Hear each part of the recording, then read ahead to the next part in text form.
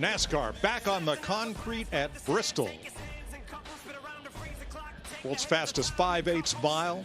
They have repainted the walls in traditional red and white. The concrete surface is back, and we have more questions than we have answers. So get set for 500 laps of excitement on Bristol Motor Speedway, racing's last great coliseum. Drivers are strapped in and at the ready. Let's go trackside. Please welcome NASCAR legends Richard Petty, Kyle Petty, Richard Childress, and Joe Gibbs. Gentlemen, start your engines.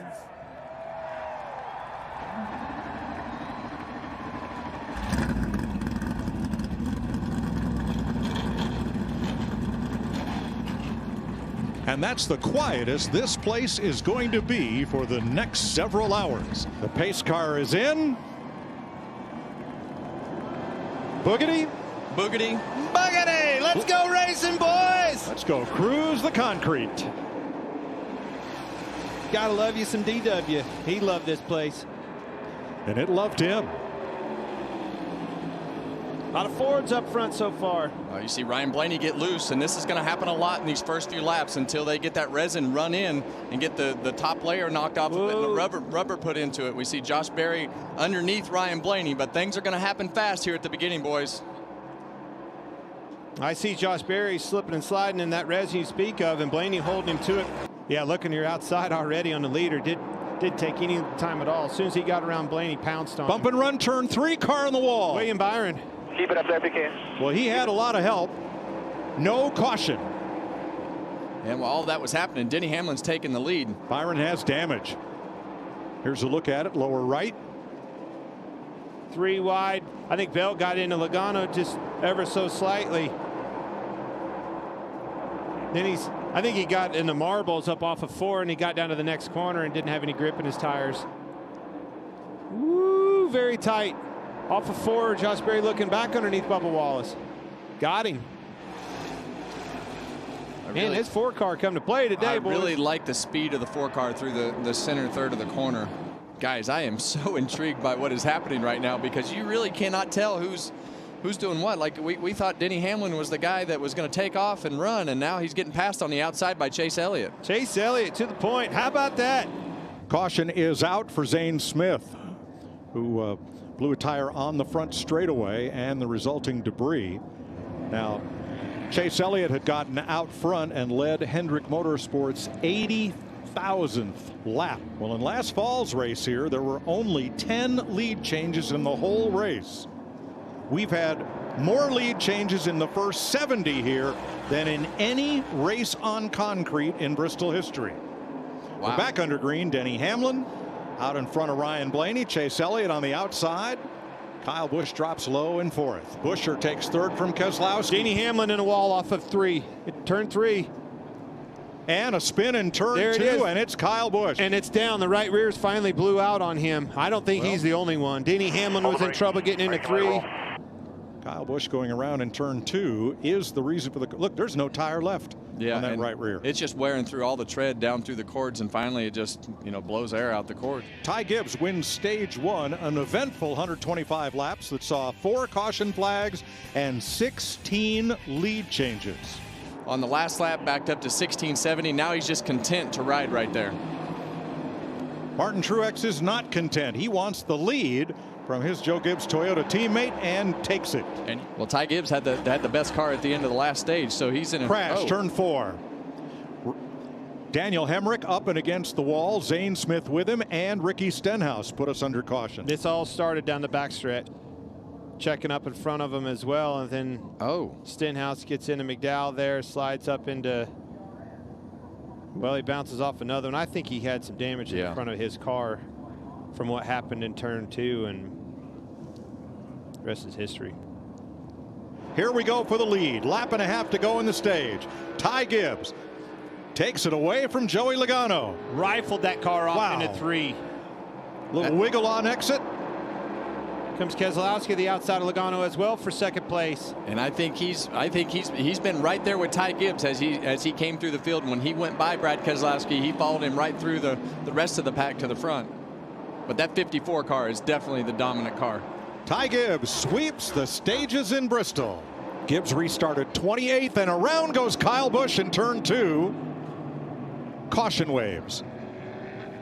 Now remember, Busch had been running up the racetrack ever since he had that flat tire that brought out the caution back at lap 123. Ooh, stepped out from underneath of him. Win all by himself. I see the tires still up. Yeah, we saw so many guys have trouble with that in qualifying yesterday. They'd run one hard lap in, and then the second lap into turn 3, it would just slide out from underneath them as they go off into the corner. I'm asking, do you think it's the resin that's causing the wear on the right side, or do you think it's the concrete not taking rubber, just trying to make sure we don't pop a tire? And a spin in turn 2, and it's Kyle Busch. There's no way everybody has enough tires to get through the rest of this race. Does NASCAR have like a crisis management team? Because this seems like a crisis right now. Obviously, whole field managing tires here. Yeah, even the leaders to fire off were slow. Gibbs and Truex bring us back to green for stage 3. Or the right front, whatever your issue is, it's over. There's, Josh Berry in the wall. Turn 2 took a complete spin in turn number 2 and brought out the 8th caution at lap 310. There's a look off in the distance. Seam sideways, came around. How about that 360? Ooh, how good about those driving. marbles? I didn't even think he hit the wall.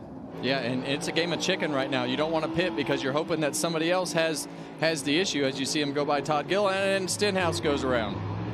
Turn 4, Stenhouse and Cindric. That will bring the caution out. Right in front of the leaders. That's at Gilliland. I told you it was way off the pace. Stacked them all up, getting in here. Cindric shoots in the inside 3 wide and gets into Stenhouse and wipes him out. Yeah, it looked like he just clipped the apron right there. And Truex closes to within 2 car lengths. 3 to go. See him go around Justin Haley, who's had such a great day today, and his car has turned off. Yeah. Man, I thought he was going to end up in the top 10. Well, that did not run for them. That did not help Truex. He falls to 5 car lengths back. He had a little more trouble getting around Haley than Hamlin did. Yeah, 2 to go. Just caught Haley. Again, that timing thing that I was talking about. Caught him in a bad place getting into turn 3. Gave Hamlin a little bit extra lead. Exactly what he looked. Coming around here to 1 to go. This is just what the doctor ordered. It's exactly what Denny Hamlin wanted to see. White flag, sponsored by Credit One Bank. Nursing around here.